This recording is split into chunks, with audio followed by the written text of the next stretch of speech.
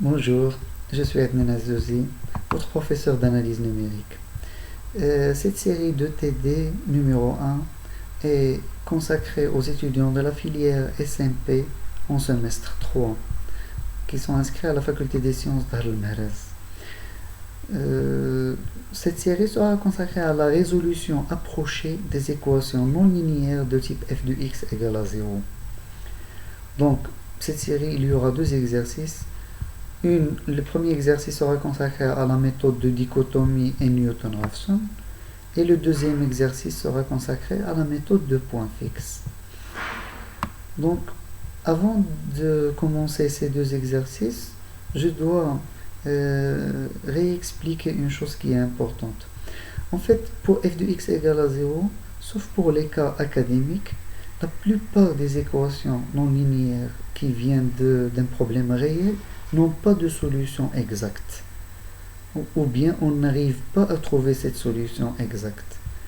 Je commence par le cas le plus simple. On sait qu'un polynôme est un cas particulier d'une fonction. Et même pour le polynôme qui est un cas particulier à traiter, on sait que pour un polynôme de degré 1, 2, 3 et 4, on a une formule générale qui donne la solution exacte. En mathématiques, on dit qu'ils admettent des solutions par radicaux. C'est quoi? Je prends le cas le plus simple. Un polynôme ax plus b égale à 0. Ça veut dire x égale à moins b sur a. Ça veut dire que la solution s'écrit en fonction de a et b, les coefficients. Je prends un polynôme de degré 2. Ax carré plus bx plus c égale à 0. On fait les racines, c'est delta. Delta égale à b au carré moins 4ac. Et les racines, c'est moins b moins racine delta sur 2a si bien sûr delta il est positif. Et moins b plus racine delta sur 2a si delta il est positif toujours. Vous remarquez bien que la solution, il dépend de a, b et c. Ça veut dire les coefficients du polynôme. C'est pour cela qu'on dit qu'il admet une solution par radicaux. Pareil, il y a une formule pour le polynôme de degré 3 et aussi pour un polynôme de degré 4. Et à partir du polynôme de degré 5, on n'a pas une solution en général et on dit que ces polynômes n'admettent pas de solution par radicaux. Ce résultat est dû à Galois. Donc, grâce à la théorie de Galois, on a pu montrer ce résultat très important. Donc, ceci dit, pourquoi j'ai dit tout ça? Pour dire qu'en général, on n'a pas des formules générales pour résoudre f de x égale à 0. Et c'est le but de cette série. Donc le but c'est quoi? Au lieu de chercher une solution exacte, on va chercher une solution approchée. Pour ce polynôme de degré 3, on a une formule qui va donner les solutions. Ça demande un peu plus de calcul, mais on ne va pas passer par ça, on va passer par la méthode approchée. Donc, on va expliquer dans ces exercices le principe de la dichotomie de Newton-Raphson. Donc, la première question, c'est étudier les variations de f, et on va déduire l'existence de trois solutions réelles de f sur 0, sur R. Et après, on déduit qu'il existe une unique solution de f de x égale à 0 sur moins l'infini moins 2, qu'on va noter alpha. La deuxième question, c'est qu'on va déterminer une valeur approchée de alpha à 10 moins 2 près, avec deux choses, en utilisant la méthode de dichotomie et en utilisant la méthode de Newton-Raphson, avec un choix de x0 égale à moins 2,9. La troisième question, on a besoin de savoir combien on aura besoin d'itérations pour que la valeur approchée est à 10 moins de près de la solution exacte. Et ceci pour la méthode de dichotomie de Newton-Raphson. On va conclure avec les résultats obtenus. La cinquième question, on prend un intervalle moins 4 moins 3 et on aimerait établir une comparaison entre xn et alpha, ça veut dire la solution exacte et la solution approchée, et j'aimerais savoir l'erreur établie entre les deux. Donc on va montrer que l'erreur est inférieure à b moins a sur 2 à la puissance n. On va déduire le nombre d'itérations qu'on doit effectuer en utilisant la méthode de dichotomie, et on termine par donner une valeur approchée à 10 moins 6 près en utilisant la méthode de Newton-Raphson avec x0 égale à moins 2,9 et on va terminer par une conclusion. Donc on va partir voir la solution de cet exercice avant de revenir à l'exercice 2. Donc la première question, c'est que on veut étudier les variations de f sur R. Donc très simplement on calcule f'. On voit que f' s'annule en moins 2 et en 1. Donc tout est simple ici, on cherche le signe de f', il est positif sur l'intervalle moins l'infini moins 2, il est négatif sur moins 2 moins 1, et il est positif entre 1 et plus l'infini. Donc immédiatement, on conclut que f elle est croissante sur l'intervalle moins l'infini moins 2, décroissante sur l'intervalle moins 2 1, et croissante sur l'intervalle 1 plus l'infini. Donc d'après ce tableau, qu'est-ce qu'on peut conclure? On a la limite en moins l'infini égale à moins l'infini, donc celle-ci. On a l'image de moins 2 égale à 7 qui est positif. Et on sait que f est continu parce que c'est un polynôme. D'après le théorème des valeurs intermédiaires, puisque f est continu, une valeur est négative et l'image de moins 2 est positive, donc nécessairement il va exister un alpha 1 dans l'intervalle moins l'infini moins 2 tel que f de alpha égale à 0. Donc là c'est négatif, ça c'est positif, la fonction elle est continue. Nécessairement il y aura un 0 ici, ça veut dire nécessairement il y a une valeur telle que son image va être égale à 0. Et de même, on va faire pour les intervalles moins 2, 1 et 1 plus l'infini. Pourquoi? Parce que sur moins 2, 1, l'image de moins 2 est 7, l'image de 1, moins 13 sur 2 qui est négatif, une image positive, une image négative. D'après le théorème des valeurs intermédiaires, nécessairement il y aura une valeur qui va s'annuler dans un coin ici. Donc entre moins 2 et 1, il va y exister un alpha 2 tel que f de alpha 2 égale à 0. Pareil pour le troisième intervalle, 1 plus l'infini, puisque l'image de 1 elle est négative, la limite en plus l'infini c'est plus l'infini est positif. Donc nécessairement il va exister un alpha 3 ici, tel que son image va être égale à 0. Donc que peut-on déduire? Que dans cet intervalle moins l'infini moins plus l'infini, il y aura trois solutions de f. Une dans l'intervalle moins l'infini moins 2, la deuxième sur moins de 1 et la troisième sur 1 plus l'infini. Donc pour la deuxième question, déterminer une valeur approchée. Il y a l'unicité, j'ai oublié de la préciser ici. Combien il y a de solutions ici? Sur moins l'infini moins 2, puisqu'on va terminer l'exercice que sur cet intervalle, l'étude va être faite sur cet intervalle seulement. On peut la faire aussi pour les autres, mais ça serait le même travail. Donc sur moins l'infini moins 2, on a la fonction, elle est strictement croissante. Donc il ne peut pas y avoir deux solutions sur cet intervalle. Donc il y aura une seule solution ici, telle que f de alpha égale à 0, puisque la fonction elle est strictement croissante. Si elle était seulement croissante, on ne peut pas déduire cela. Donc, en résumé, il y aura un seul alpha sur l'intervalle moins infini moins 2, tel que f de alpha égale à 0. Donc, pour la deuxième question, déterminer une valeur approchée de alpha à 10 moins 2 près. Et ceci en utilisant la méthode de dichotomie.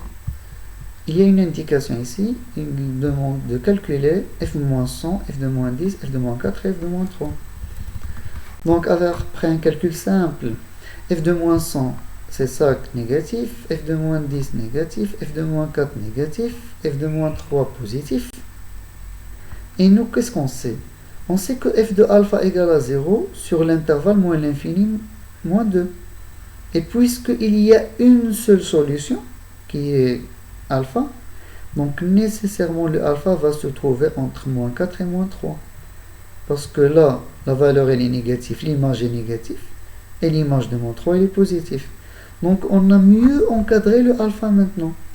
Au lieu de dire que le alpha va se trouver entre moins l'infini et moins 2, on peut maintenant conclure que alpha elle est entre moins 4 et moins 3. Donc on a mieux encadré avec ces calculs. Donc le alpha, elle est entre moins 4 et moins 3. Donc maintenant on va calculer ce alpha. Ça veut dire on va préciser alpha. On va chercher un alpha plus précis, ça veut dire plus proche de la solution réelle, exacte. Donc pour l'itération 1, ça c'est le principe de la dichotomie. On prend A0 égale à moins 4 et B0 égale à moins 3, ça veut dire les extrémités de l'intervalle. A0, B0. Et je prends le milieu de l'intervalle qui est A0 plus B0 sur 2, qui est moins 3,5 dans ce cas-là. Je calcule l'image. Bien sûr, j'avais déjà l'image de A0 qui est négative, l'image de B0 qui est positive. Puisque cette image-là du milieu, elle est négative, et puisque il y a un seul alpha toujours dans cet intervalle, il ne peut pas exister ici.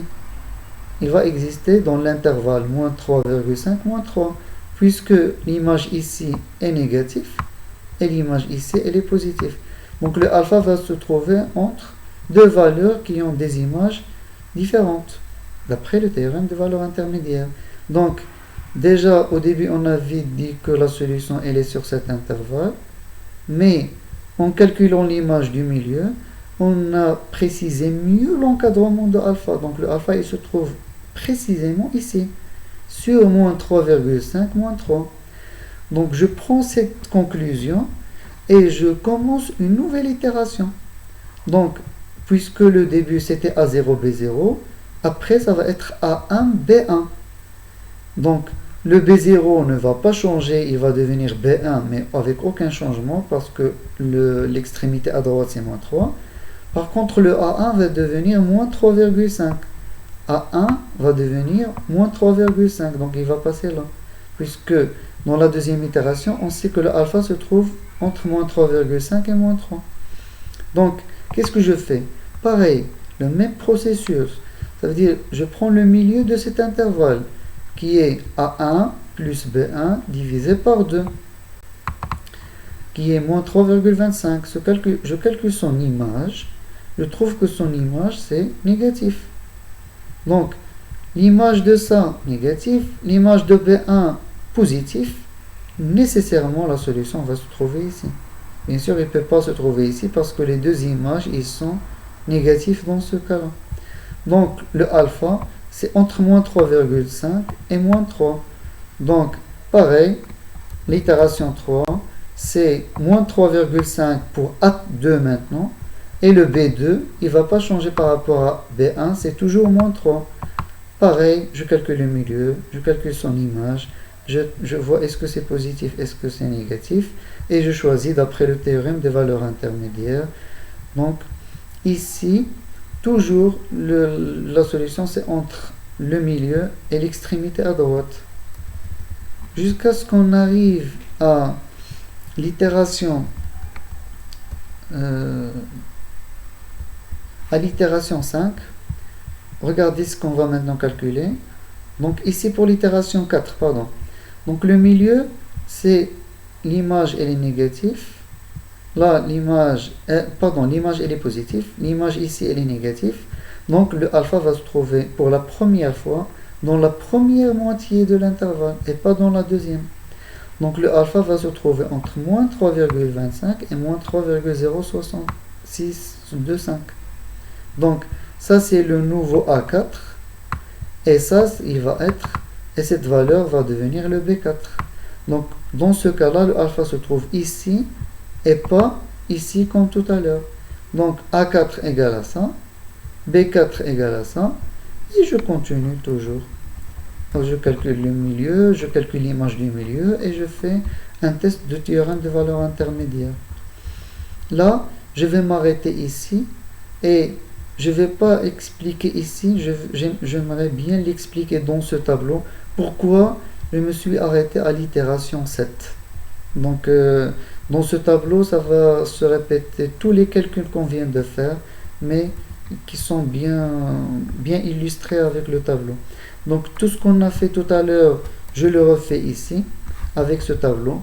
Donc, itération n égale à 0, an égale à moins 4, bn égale à moins 3, je calcule le milieu, c'est le xn, c'est moins 3,5. Là, je calcule les trois valeurs, f de an, f de xn et f de bn. Et comme j'ai expliqué, je teste. Voilà, f de an négatif, f de xn négatif, f de bn est positif. 2 négatifs et la dernière positive, donc la solution ne peut se trouver que ici, que sur cette partie-là. Donc entre xn et bn. Donc puisque la solution se trouve entre xn et bn, le nouveau an va être xn et le bn va rester moins 3. Regardez, donc là c'est moins 3, il va rester moins 3. Mais le moins 3,5, il va venir ici pour devenir A1. Donc le moins 3,5, il va descendre ici pour être le nouveau intervalle, moins 3,5, moins 3. Je calcule le milieu et je calcule les images et je teste. Et je vois que le nouveau intervalle, c'est où se trouve alpha, c'est ça. Donc cette valeur va descendre comme A2 et cette valeur va rester B2. Pareil, je fais le calcul, j'ai dit que c'est juste écrit autrement. Pourquoi j'ai écrit comme ça? Pour que ça soit plus clair avec un test d'arrêt. Quand est-ce que j'arrête le programme? J'arrête le nombre d'itérations, les itérations si le bn-an sur 2 est inférieur à 10-2, parce que dans la question c'était on cherche une valeur approchée à 10-2 de la solution. Donc à chaque fois que je finis l'itération, je fais bn-an sur 2. Ça veut dire la moitié de l'intervalle. Je calcule la distance de la moitié de l'intervalle. Si elle est inférieure à 10-2, je m'arrête. Sinon, je continue. Donc là, au début, la distance de l'intervalle moins 4, moins 3 était 1. Quand je la divise, elle devient 0,5. Quand je divise par 2. Je divise 0,5 par 2, je trouve 0,25. Je divise par 2, je trouve ça. Je divise par 2, je trouve ça. Jusqu'à ce que je trouve 0,07. Puisque cette valeur elle est inférieure à 10-2, j'arrête le nombre d'itérations et la solution c'est la valeur xn qui est moins 3,11 71875. Pourquoi j'ai écrit ça en rouge, moins 3,11? Parce que l'erreur elle est inférieure à 10-4, donc moins 3,11 ce sont des valeurs qui sont exactes. Je répète que cette solution elle est approchée, mais à partir de cet instant, je suis sûr que le moins 3, le 1 et le 1 sont des valeurs exactes, malgré que la solution elle est approchée. Mais le 7, le 1, le 8, le 7, le 5 ne sont pas des valeurs exactes, parce que l'itération s'est arrêtée à 10-2. On va voir juste après, si on veut une valeur mieux que 10-2, on continue le processus et on va avoir 3 valeurs exactes, ou bien 4, ou bien 5, ou bien 6. Ça dépend de combien de valeurs on veut qu'elles soient exactes. Donc, ici, on arrête l'algorithme et on dit que cette valeur, moins 3,117185, est une valeur approchée de alpha à 10-2 près. Vous remarquez qu'on a calculé la solution approchée sans résoudre le polynôme de degré 3. Donc, maintenant, la question 2, c'est qu'on cherche le même alpha, mais avec une autre méthode. C'est la méthode de Newton-Raphson. Donc la méthode de Newton-Raphson, il s'écrit sous la forme xn plus 1 égale xn moins f de xn sur f' de xn. Donc c'est une méthode carrément différente de la méthode de dichotomie. Je ne rentre pas ici dans les détails puisque vous avez déjà vu ça en cours. Pourquoi on a cette formule? C'est quoi son interprétation géométrique? Donc, ici, dans le TD, on va prendre la formule xn plus 1 égale xn moins f de xn sur f' de xn. On voit que xn plus 1 s'écrit en fonction de xn. Donc, pour avoir la suite, on aura besoin d'une valeur initiale. Donc, dans cette série, la valeur initiale, elle est donnée par moins 2,9. Donc, puisque j'ai x0, je peux calculer x1. Et puisque j'ai x1, je la remplace ici, j'aurai x2. J'introduis x2 ici, j'aurai x3, et ainsi de suite. Je construis toute la suite parce que j'ai la valeur initiale. Et j'ai une suite qui s'écrit, xn plus 1 qui s'écrit en fonction de xn. Donc là, j'ai le f et j'ai le f'. Donc je remplace f et f' par leur fonction. Et j'ai xn plus 1 égale xn moins, ça c'est f de xn et ça c'est f'. Donc tout simple, il n'y a rien de plus difficile ici. Je remplace x0 par moins 2,9 ici, j'obtiens x1 qui n'est autre que moins 3,5. Je prends cette valeur x1, je la remplace ici, et je sors avec x2. Pareil, je rentre avec x2 et je sors avec x3. Et je m'arrête ici. Ici, le test d'arrêt, il est différent de ce qu'on a fait tout à l'heure. On le fait entre la nouvelle valeur et l'ancienne. Entre x1 et x0. Entre x2 et x1. Entre x3 et x2. Et une fois que l'erreur est inférieure à 10-2, on arrête l'algorithme. Donc ici, pour la première, c'est 2,4 10-1. 3,23 10-2, il n'est toujours pas inférieur à 10-2. Et ça, c'est une valeur qui est inférieure à 10-2. Donc on arrête l'algorithme et on prend cette valeur. Cette valeur, c'est une valeur approchée de alpha à 10-2 près. Et là, on est sûr, comme tout à l'heure, que moins 3,11, qui sont en rouge ici, sont des valeurs exactes, malgré que la solution, elle est approchée. Donc pour la troisième question, jusqu'à maintenant, on a trouvé la même valeur, moins 3,11. Bien sûr, les autres ne sont pas pareils que tout à l'heure, parce que c'est des valeurs approchées. Mais là, on a moins 3,11 avec la méthode de Newton, et on avait moins 3,11 avec la méthode de dichotomie. Donc, comme vous venez de voir, vous allez peut-être conclure à partir de ces deux tableaux que c'est mieux de faire la méthode de Newton, ce qui est vrai puisque ça demande peu de calcul, mais il y a un inconvénient sur la méthode de Newton, je vais le préciser après. Pour la troisième question, avez-vous besoin de combien d'itérations pour aboutir dans la question précédente à cette valeur approchée de alpha à 10-2 près pour la méthode de dichotomie et celle de Newton-Raphson? Pour avoir une valeur approchée de alpha à 10-2 près, on avait besoin de 7 itérations. Alors que pour la méthode de Newton, on avait seulement besoin de 3 itérations.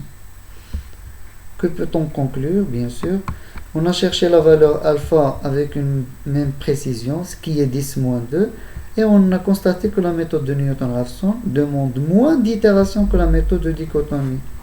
Ce qui montre que la méthode de Newton-Raphson est plus intéressante que la méthode de dichotomie par rapport au nombre d'itérations.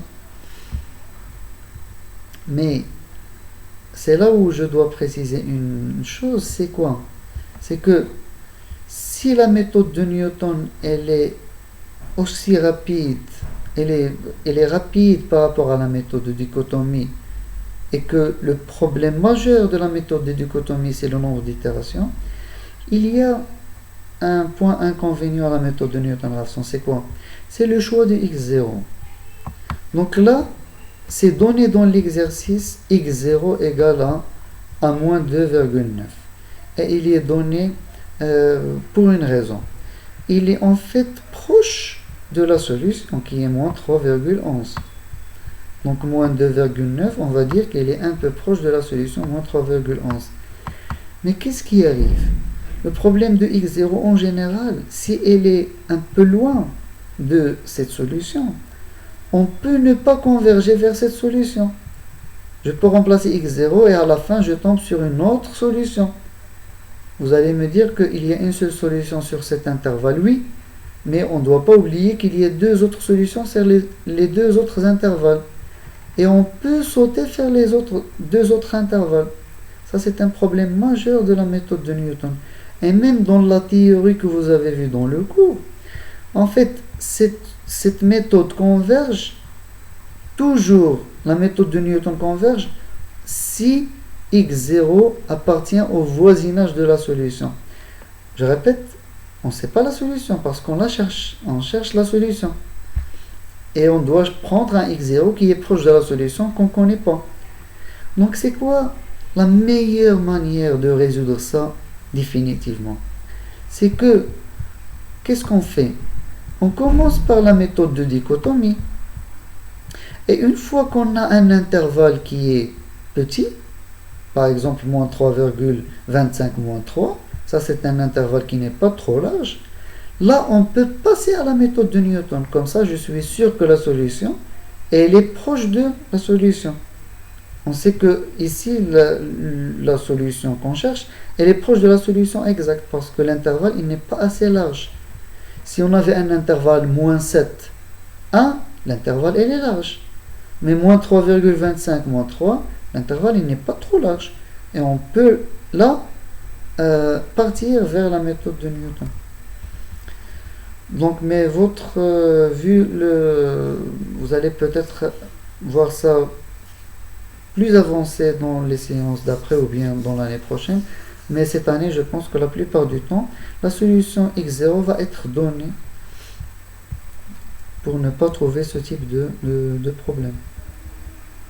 Donc, on va passer à la quatrième question. Donc, ça c'était, non, à la cinquième, pardon. On prend par exemple A4, AB égale moins 4, moins 3, et on va montrer que la suite xn obtenue à partir de la méthode de dichotomie converge vers alpha et qu'on a la majoration suivante. Donc, la méthode de dichotomie, on prend la suite AN, BN qui est moins 4, moins 3, et on aimerait savoir est-ce que xn va converger vers la solution qui existe dans moins 4, moins 3. Donc là, qu'est-ce qu'on a? Comme AN est par construction une suite croissante, parce que la méthode de dichotomie, qu'est-ce qu'il dit? On divise l'intervalle toujours par 2. Donc on a AN, BN, on divise, on choisit soit la première moitié, soit la deuxième. Donc pareil, donc par construction, AN, elle sera croissante, et le BN, elle sera décroissante. Je vais vous le montrer sur le tableau ici. Voilà le BN. C'est moins 3, moins 3, moins 3, moins 3, moins 3, 0, moins 3, 0, 9. Ça veut dire que le BN, il décroît. Et le AN, il est croissante. Moins 4, moins 3,5, moins 3,25. Donc AN, il croît. Et le BN, il décroît. Jusqu'à ce qu'ils vont vers la même valeur. Donc par construction, AN est croissante, BN est décroissante, et on sait que BN moins AN tend vers 0 lorsque n tend vers plus l'infini. Alors les suites AN et BN sont adjacentes, et donc elles admettent une même limite, qu'on va noter L. Ce théorème, vous l'avez vu en première année. Et d'après le théorème de Gendarme, c'est aussi la limite de la suite xn, puisque xn, elle est encadrée entre AN et BN, donc nécessairement la suite xn converge vers la même limite de AN et BN qui est L. Et on va utiliser la continuité de f pour dire que FL c'est la limite de f de xn, c'est la limite de 0 qui est égale à 0.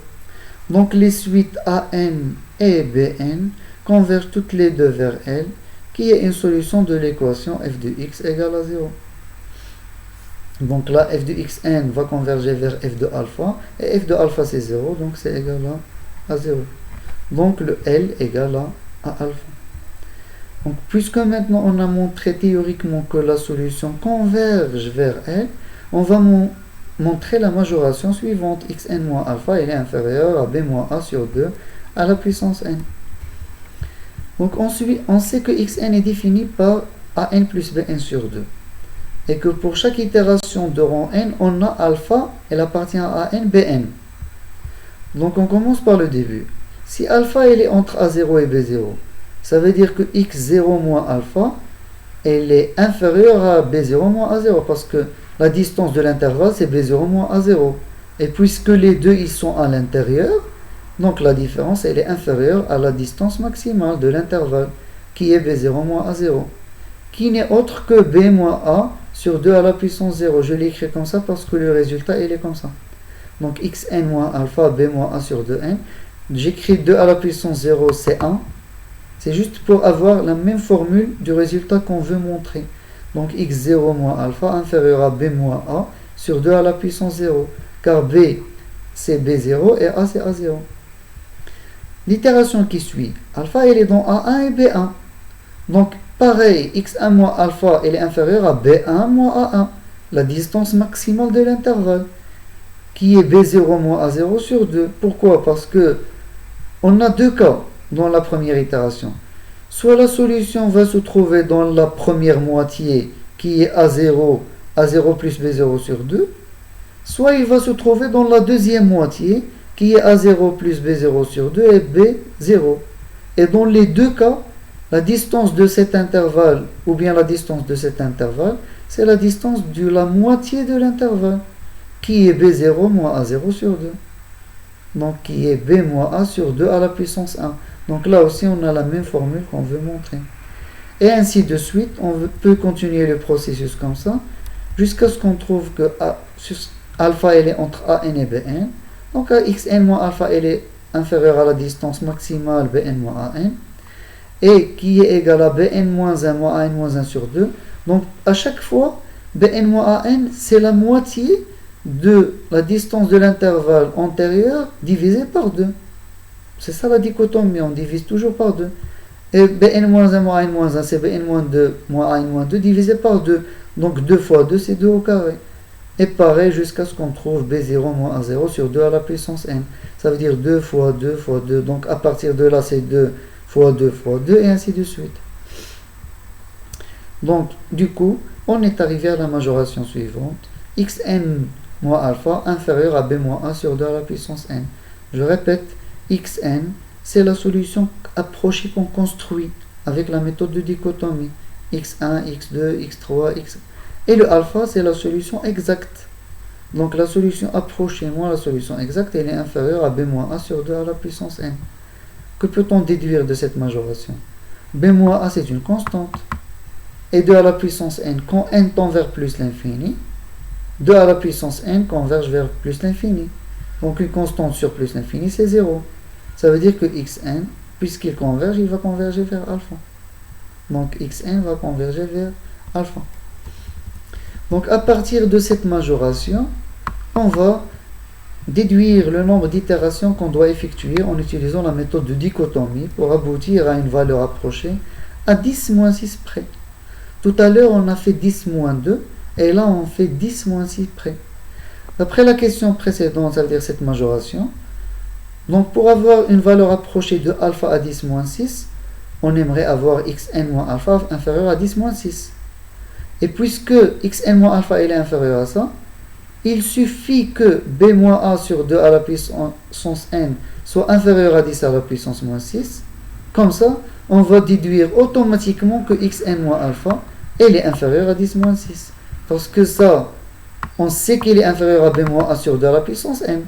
Et si on arrive à montrer que ça, elle est inférieur à 10 moins 6, c'est suffisant pour dire que xn moins alpha elle est inférieur à 10 moins 6. Donc on va résoudre cette majoration avec a égale moins 4 et b égale à moins 3. Donc b moins a ça va être 1 dans ce cas-là. Et donc je fais l'inverse, j'aurai 2 à la puissance n supérieur à 10 à la puissance 6. Ça c'est 10 moins 6, ça devient 10 à la puissance 6. Je passe au logarithme pour descendre cette puissance. Donc j'aurai ln de 2 à la puissance n, c'est n ln de 2 supérieur à ln de 10 à la puissance 6. Ça veut dire que n elle est supérieure à ln de 10 à la puissance 6 sur ln de 2, qui est à peu près égal à 19,93. Et puisque n c'est un entier, il ne peut être égal qu'à 20. Donc il faut 20 itérations pour la méthode de dichotomie pour aboutir à une valeur approchée de alpha à 10 moins 6. Donc, remarquez bien qu'on a calculé le nombre d'itérations suffisant pour avoir une erreur de 10 moins 6 sans qu'on fasse la méthode de dichotomie. Juste avec ce résultat théorique, avec cette majoration, on a une idée du nombre d'itérations nécessaires pour avoir une valeur approchée à 10 moins 6. Donc la septième question, déterminer une valeur approchée à 10 moins 6 près, mais maintenant en utilisant la méthode de Newton-Raphson, avec la même valeur initiale de tout à l'heure, moins 2,9. Donc le début c'est le même que tout à l'heure, et on voit qu'avec x4, on a une erreur qui est inférieure à 10 moins 6, qui est de 10 moins 7. Donc, qu'est-ce qu'on conclut? On confirme ce qu'on a vu au début. Ça veut dire maintenant il y a une nette conclusion. Pour la méthode de dichotomie, on avait besoin de 20 itérations, alors que la méthode de Newton a besoin de seulement 4 itérations pour avoir une erreur de 10 moins 6. Je précise ici 10 moins 6, ça veut dire quoi? Ça veut dire tout ce qui est en rouge, c'est des valeurs exactes de la solution. Ça veut dire le 1, 6, 4, 0, 0, ce sont des valeurs exactes, je répète, malgré que la solution ici, elle est approchée. Pourquoi? Parce que l'erreur, elle est inférieure à 10 moins 6. Donc, pour avoir la même erreur de 10 moins 6, pour la méthode de dichotomie, on avait besoin de 20 itérations. Pour la méthode de Newton, on avait besoin de 4 itérations. Donc, la différence, il est énorme. Donc, c'est pour cela que la méthode de Newton-Raphson est très intéressante par rapport à la méthode de dichotomie si on la compare par rapport au nombre d'itérations. Attention, la méthode de Newton-Raphson a un seul souci, c'est la valeur initiale. Donc pour que la méthode converge, on doit chercher une valeur initiale proche de la solution. Et comme j'ai dit tout à l'heure, puisqu'on ne sait pas la solution, dans le meilleur des cas, on fait quoi? On commence par exemple par la méthode de dichotomie et à un certain moment, on arrête la méthode de dichotomie, on passe à la méthode de Newton-Raphson en prenant une valeur initiale de cette méthode de dichotomie. Et ça serait tout pour cet exercice. Donc, je vais faire une autre vidéo pour expliquer l'exercice numéro 2. Je vous remercie pour votre attention et à la prochaine.